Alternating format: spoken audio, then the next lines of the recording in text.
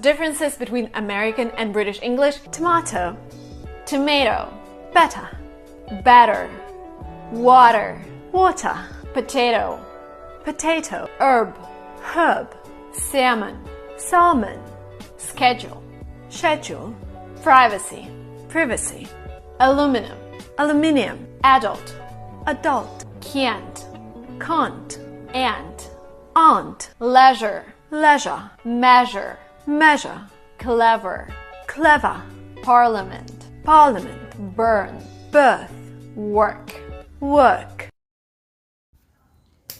Bonjour tout le monde, bienvenue sur ma chaîne Ismaël English Club. J'espère que vous allez bien.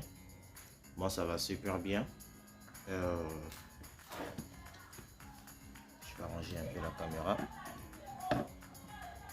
Voilà, la vidéo que vous venez de regarder, c'est une vidéo où on aborde l'anglais britannique et l'anglais américain. On compare les accents des mots, les prononciations plutôt, je vais dire, des différents mots.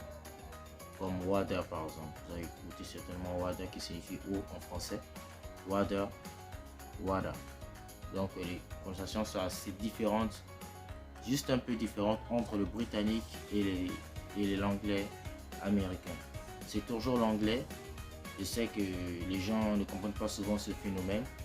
L'anglais, c'est un peu comme le français. Le français n'est pas... Les mots qu'on ne prononce pas pareillement avec les Camerounais. Les Camerounais, pour dire travail, ils vont dire travail parce qu'ils prononcent le T souvent comme le C. Et voilà. Nous, au Gabon, c'est pas comme ça qu'on dit travail. On dit travail tout simplement avec le T. En fait, on parle un français assez simple, en fait. Bien qu'on a notre accent particulier. C'est ce qui se passe avec l'anglais. Dans différents pays où on parle anglais, les accents sont différents, ce qui amène à prononcer les mots différemment. C'est pourquoi quand vous apprenez l'anglais, essayez de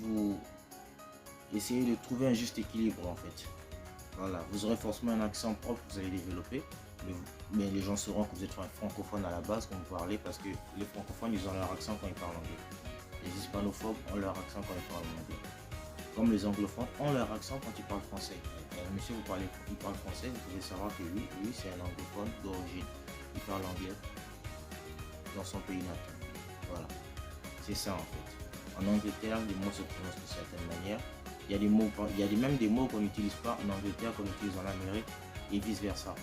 Voilà, je vais faire une vidéo spéciale pour ça.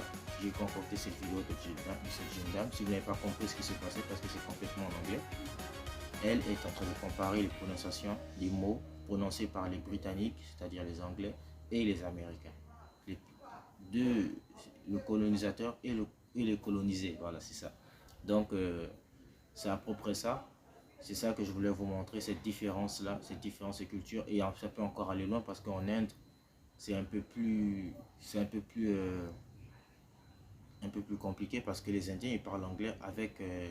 l'hindi, ils mélangent avec l'hindi leur autre langue nationale là, et souvent c'est un peu compliqué à déchiffrer. Vous avez des mots comme thousand qui signifie 1000, 1000, comme on nous a montré à l'école. Eux ils disent thousand, j'ai l'impression qu'il y a un D en fait, c'est leur manière de prononcer. Bottle, les Australiens vont dire bottle. Donc il faut souvent, quand vous regardez, si vous avez les vidéos que vous utilisez pour votre pratique auriculaire, il faut varier en fait. Vous ne pouvez pas seulement regarder que des Américains, vous devez regarder des Anglais, vous devez regarder des Indiens, des Australiens, en fait. Tous les peuples qui parlent anglais là. Vous devez, si vous tombez sur une vidéo indienne, ne dites pas non, moi je préfère l'anglais américain, donc je regarde l'américain. Vous n'avez pas à choisir un accent ni une prononciation particulière. Vous vous adaptez à toutes sortes d'environnements anglophones parce que vous ne savez pas où vous serez demain. C'est important de pouvoir suivre tout type de prononciation et d'accent, de pouvoir connaître plusieurs cultures anglophones, parce qu'apprendre l'anglais c'est aussi apprendre une nouvelle culture. Quand vous apprenez l'anglais, vous devez être ouvert, vous ne devez pas vous mettre des limites. Voilà. Sinon vous allez être en difficulté très souvent, vous aurez l'impression que vous n'avez rien appris. Voilà, c'est comme ça, c'est ça le secret. Être curieux, soyez curieux de plus en plus et n'arrêtez jamais d'apprendre. J'ai des gens qui ont étudié en Europe, dans les pays anglophones et plus non en Amérique, plus en Amérique, Canada est bilingue, Canada, États-Unis, en Afrique c'est l'Afrique du Sud, c'est parfois le Rwanda, voilà. Et quand ils reviennent au Gabon, il ne parle pratiquement plus vraiment l'anglais. S'il a mis 3 ans depuis leur retour, il ne parle plus anglais. C'est vraiment dommage. Donc, soyez investis. Ne croyez pas que quelque chose est acquis. Tout ce qui semble être acquis peut toujours être perdu. Même quand vous êtes enfant.